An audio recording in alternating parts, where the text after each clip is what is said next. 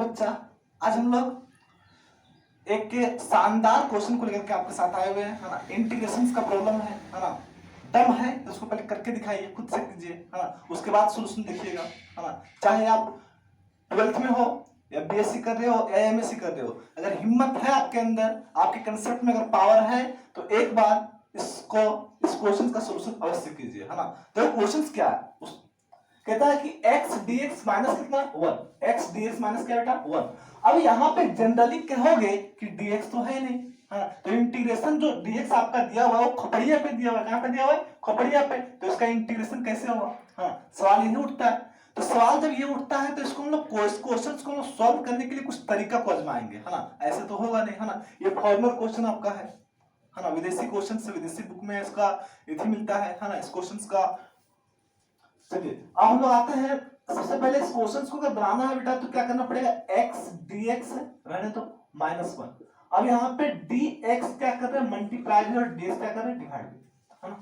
अब यहाँ पे dx नहीं था तो अब तो dx आ गया, मल्टीप्लाई डिवाइड कर सकते हैं। अब यहाँ से समझोगे, यहाँ से कैसे करेंगे। अब यहाँ पे आप लोग के दिमाग में चल रहा होगा कि dx तो नीचे भी आ गया, है ना, अब कैसे होगा रे, हाँ। अब देखो सुनो, सबसे पहले इसको तुम पकड़ो, यही ना जड़ है तुम्हारा, यही ना काम बिगाड़ रहा है, यही dx और यही dx ना।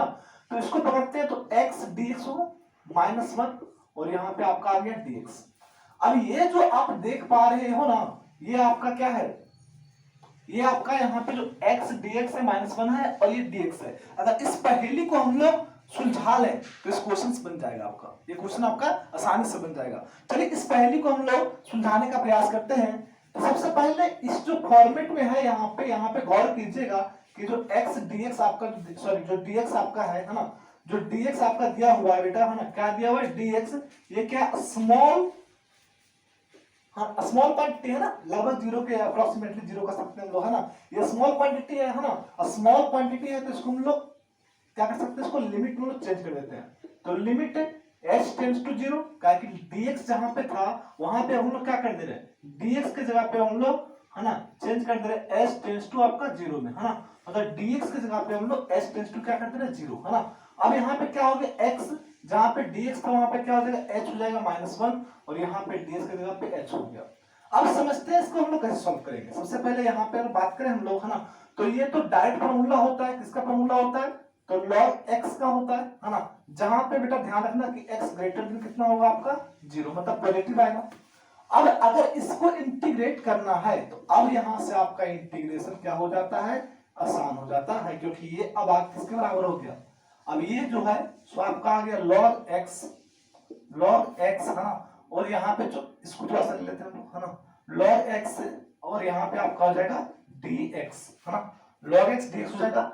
ऐसा कैसे क्यों लिख पाए हम लोग, क्योंकि हम लोग देखे थे कि इसके जगह पे चूंकि ये आया था, इसके जगह पे आपका ही ना आया था, तो जहां पे ये वाला पार्ट था, जहां पे क्या था, ये वाला पार्ट था, उसके जगह पे हम लोग क्या कर दिए, log x बिठा दिए।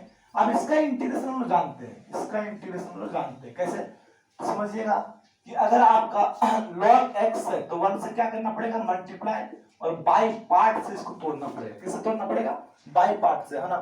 बाई पार्ट में तो आईलेट से, सॉरी, है ना, बाई पार्ट कहने मतलब आईलेट, है ना। अब आईलेट से जब इसको हम लोग बनाएंगे तो एक को यू मानेंगे, दूसरा को भी मानेंगे, है ना।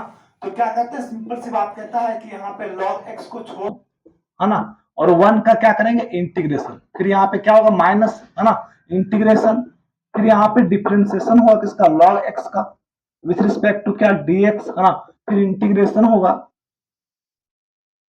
1 का, है ना, विथ रिस्पेक्ट टू dx और पूरा का फिर इंटीग्रेशन। सॉल्व करते हैं इसको, तो log x का log x हो गया, है ना, 1 का क्या होगा, x होगा, माइनस इसका अगर बात करें तो 1 बाई क्या हो जाएगा, x आ जाएगा, और यहाँ पे 1 का x हो जाएगा और ये आपका dx, ये दोनों कैंसिल आउट हो जाएगा, है ना, प्लस आपका c हो जाएगा, ठीक है। तो यहाँ पे देखो log x का log x हो जाएगा इनटू x हो जाएगा, -1 का इंटीग्रेशन आपका x हो गया।